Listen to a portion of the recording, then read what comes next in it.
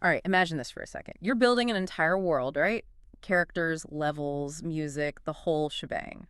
But there's a catch. You're trying to cram it all onto a piece of tech with less memory than, like, a text message. It sounds impossible, yeah. But that was the everyday reality for developers during the 8-bit era. We're talking about the NES and games like, what, Super Mario Bros. Or Zelda? Super Mario Bros. Is a perfect example. Yeah. Sold millions of copies, but it was built using only 2 KB of RAM and 32 KB of storage. 2 KB of RAM. Seriously. Seriously. I think my phone uses more than that just to open a web browser. It's wild, right? They were basically coding blindfolded using assembly language. Every single pixel on the screen had to be accounted for. So it's like every single line of code had to do like 5 different things at once. Pretty much. A great example is the music. Forget recording an orchestra, right? They used what's called a sound channel. A sound channel. So like a very basic, Think of it like a digital instrument that can only play one note at a time. like a digital kazoo. Uh-huh, kind of.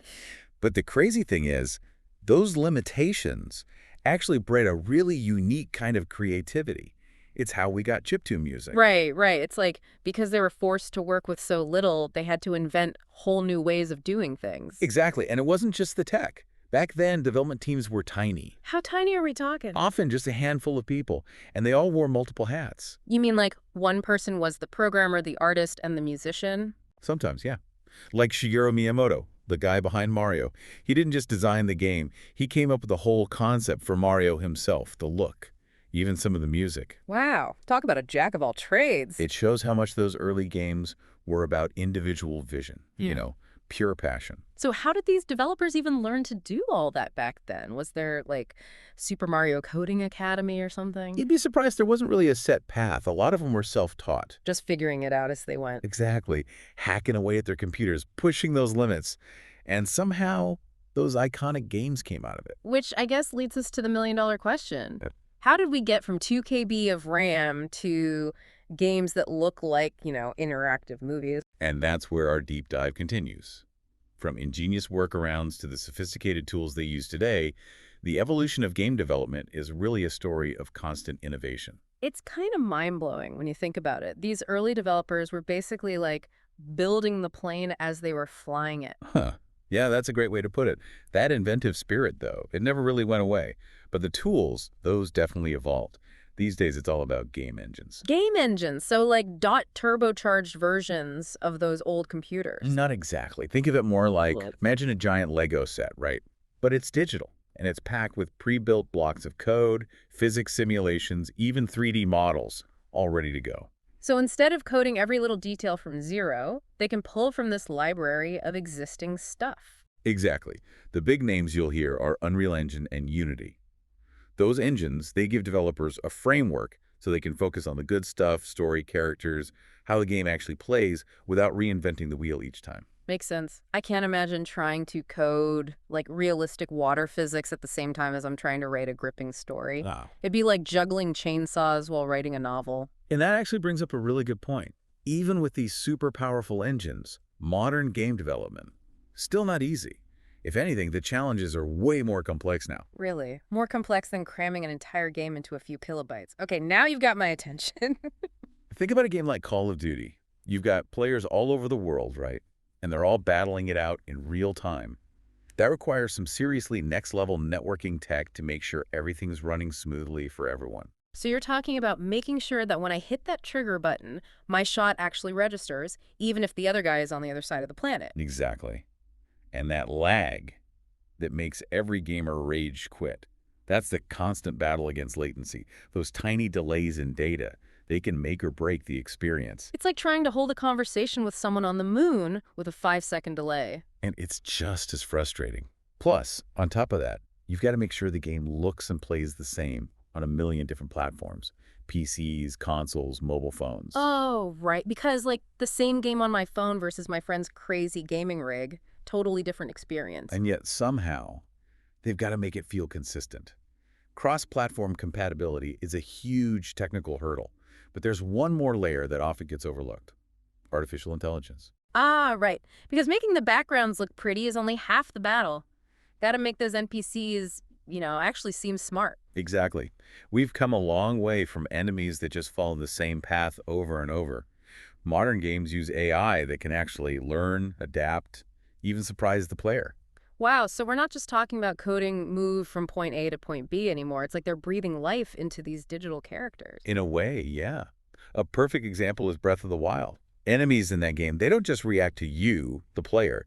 They react to the whole environment, the weather, even the time of day. That's insane. They basically built a whole functioning ecosystem inside the game. That's a great way to put it.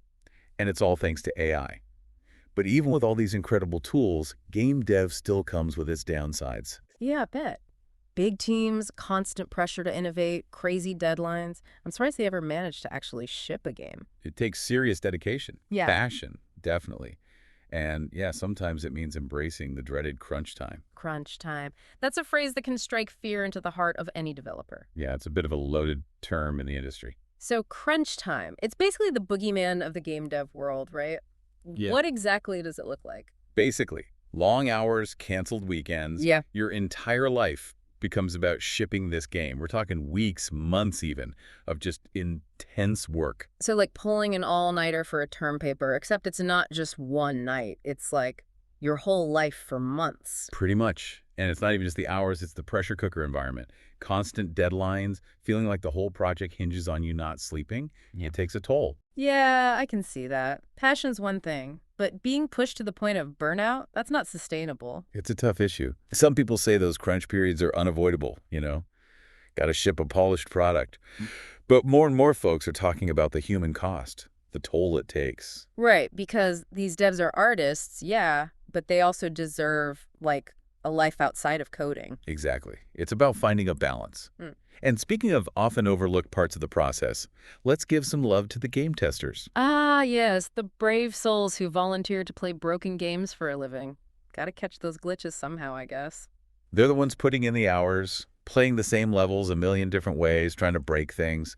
Also, the rest of us get a smooth experience. Sounds kind of tedious, honestly. But hey, someone's gotta do it. No pain, no game, right? Very true. And their job's super important.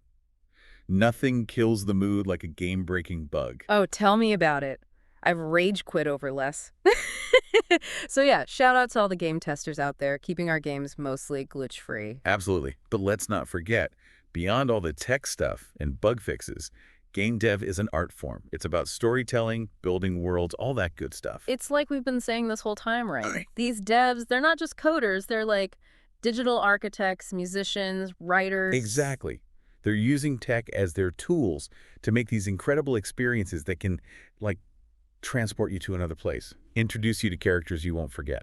And with all the crazy advancements in technology, who even knows what the future holds? It's a wild time to be a gamer. No kidding. Yeah, We're on no. the edge of VR, so real, it's like you're actually there. Yeah.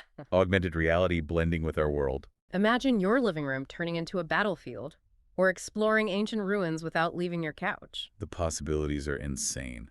And then there's cloud gaming, which could make top-tier gaming accessible to anyone. Crazy to think how far we've come since those 8-bit days, huh?